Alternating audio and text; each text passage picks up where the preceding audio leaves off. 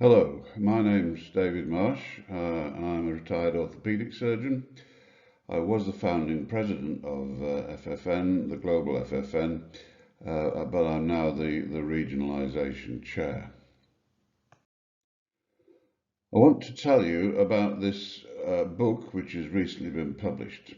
It's a second edition and the authors are largely drawn from the FFN, and the two editors are both past presidents of FFN.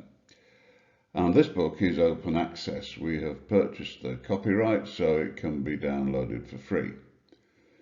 And it contains our distilled knowledge about the post-fracture pathway, the ideal post-fracture pathway.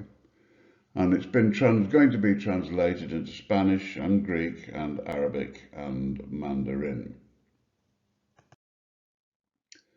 Although we believe that the book is academically sound, like all the efforts of FFN, it's more in the nature of a guide to action rather than an academic treatise. From the beginning in 2011, we've always said that we are a network of activists. And we hope that this book is assisting in the business of improving services for fracture patients. Judging by the speed with which it's being taken up, it should have some effect. It was only published a few weeks ago, and already there have been 144,000 chapters downloaded. The question is, how does the book fit into our overall strategy of regionalisation, the formation of national FFNs, and the systematic improvement of services for fragility fracture patients? Well, the first thing to be asserted is why we use the word orthogeriatric at all. The heart of it is the first clinical pillar of the four pillars that you're familiar with, the multidisciplinary acute care. And the reason why this is so important is that the older patient with a fragility fracture needs high quality surgery, but it is not sufficient because they have two problems, not just one. They have the fragility of the bone, which is a biomechanical issue, and they have frailty of their whole bodies, which is a physiological issue. Two completely different phenomena. It's unfortunate that in some languages the same word is used to cover both, but they are completely different things requiring different skills to manage them. Orthopedic surgeons are trained to know how to manage the fragility, how to operate in osteoporotic bone, how to restabilize bones so that weight can be taken and function and undertaken. And geriatricians are, of all the specialisms, all the medical disciplines, they are the ones who know best how to manage frailty, the physiological phenomenon of frailty. And since these patients, particularly the older hip fracture patients, need both skill sets, that's why we talk about orthogeriatrics. Of course, the multidisciplinary team needs to be a lot bigger than that. We need anaesthetists, and nurses, and physiotherapists, etc. But the orthopedic geriatric combination is the heart and soul of it. But then we went further than the acute phase and included other things that are necessary for the patient who presents with a fragility fracture. So we got together with other organisations and we led in defining what is required. In this paper published in 2018, with which I'm sure you're all familiar, it defines an agenda for action. This includes the first clinical pillar that we've already discussed, but it also has two other clinical pillars, that of rehabilitation and that of secondary prevention, to prevent the next fracture. All these are the key elements of good post-fracture care. So the word orthogeriatrics has now come to have an extended meaning the whole of post-fracture care, the multidisciplinary acute management, the rehabilitation to regain independence and to retain it for as long as possible out in the community for as long as it can be kept, and secondary prevention, not just after hip fractures, but after all fragility fractures, because, as you know, they increase the risk of having another one. The contents of the book are laid out, like the regional expert meeting we just had, according to the clinical pillars of the call to action. To start with, we have a background section. Chapter 1 describes the philosophy of orthogeriatric co-management around the world, and it acts as a sort of a roadmap to the rest of the book. And it's a good thing to download along with the preface to start with, to see what the book is about. Then we go on to the epidemiology of the fractures and the social costs, and then we deal with the background problems of osteoporosis and frailty, along with sarcopenia. The next section of the book is pillar number 1, the co-management. And chapter 5 gives an overview of how to go about creating an orthogeriatric service, even if you don't have many geriatricians or any geriatricians, but you do have geriatric competencies in your medical colleagues. And then it follows basically the patient pathway: pre-hospital care and the emergency department, the preoperative preparation for surgery, led by geriatricians and anaesthetists in tandem, and then the actual delivery of anaesthesia in a safe way that helps the physiological state of the patient, and then the surgery. We've given 2 examples. One is the hip and the other is proximal humeral fractures, and then the immediate post-operative management, the whole perioperative phase. The second section of the book is about rehabilitation, which is very important now that we need people to retain their independence for longer on account of the ageing population.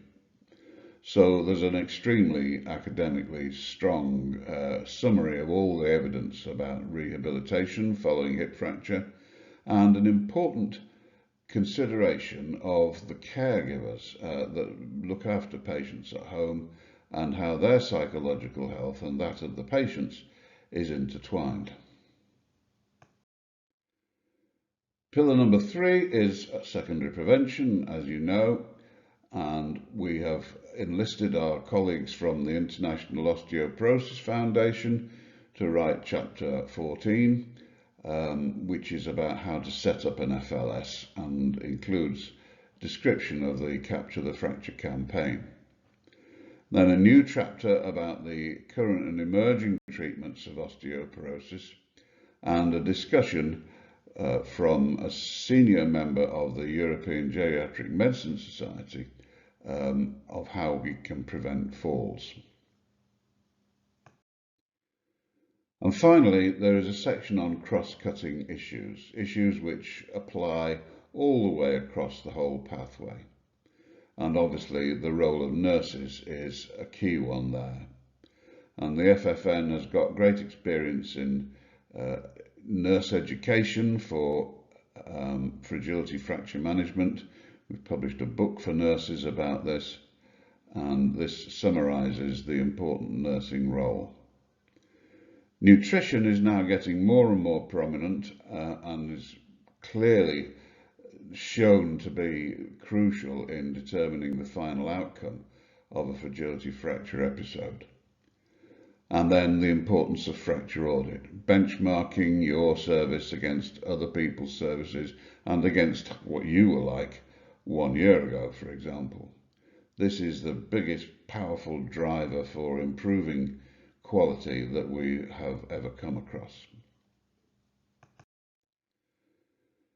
A lot of the material is summarised in a much shorter form in this clinical toolkit which we've just published, which again is being translated into many languages. And in each pillar it talks about the evidence, how to map the pathways, how to stepwise implement improvement, how to do the benchmarking, how to involve patients in the service development, and what resources you need. It's a manual of how to do it. But remember, there is this fourth pillar, the political pillar, which facilitates the practical implementation of the first three pillars. If we want to turn a call for action into actual action and so change the world, we have to work together politically as well as medically and at national level. This is not dealt with in the Orthogeriatrics book explicitly, although it is mentioned obviously, but it is well described in this other toolkit which the FFN has just published at the time of the regional expert meeting, the policy toolkit, which is dedicated to the fourth pillar, how to engage successfully with managers and politicians, resources like templates for business cases that can be adapted to your conditions, a number of case studies which are very inspiring and illuminating as to what can be achieved, and lots of links to additional resources and further reading. Now, how does this link with our regionalisation strategy? What's the connection? Well, it is that although we started out as a global organisation and got a tremendous progress from just stimulating each other with ideas between countries, when it comes to bringing about large-scale change, it can only really happen on a national level, because they are national health services of one sort or another, and there is a national healthcare policy of one sort or another, and there is no such thing as international healthcare policy. And that is the reason why we need national FFNs, and the reason why the national FFNs need the resources that I've been describing. The job of the national FFN is to catalyse collaboration between the mainstream professional associations. They have to be involved. They are the big battalions. The sad truth is that if one professional association approaches government and asks for help, it will be assumed that they are acting principally in self-interest. But when many professional associations speak with one voice to power, it is much more credible and much more effective and persuasive. You can download OG2 simply by Googling Orthogeriatric Springer, but do make sure that you're downloading the second edition because the first is not free to download. Download the chapter 1 for an overview. Everything's free, but if you do want a hard copy, you can buy one.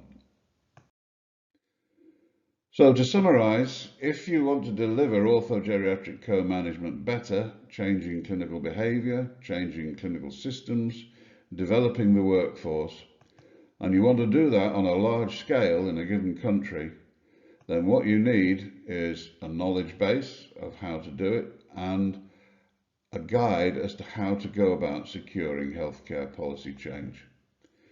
And the Orthogeriatrics textbook is the source of the knowledge base, and the policy toolkit is the source of advice about changing policy. And the key thing you need is a national FFN to drive and coordinate this. So that is your mission, should you choose to accept it. I hope you find these resources useful and wish you every success. Thank you very much.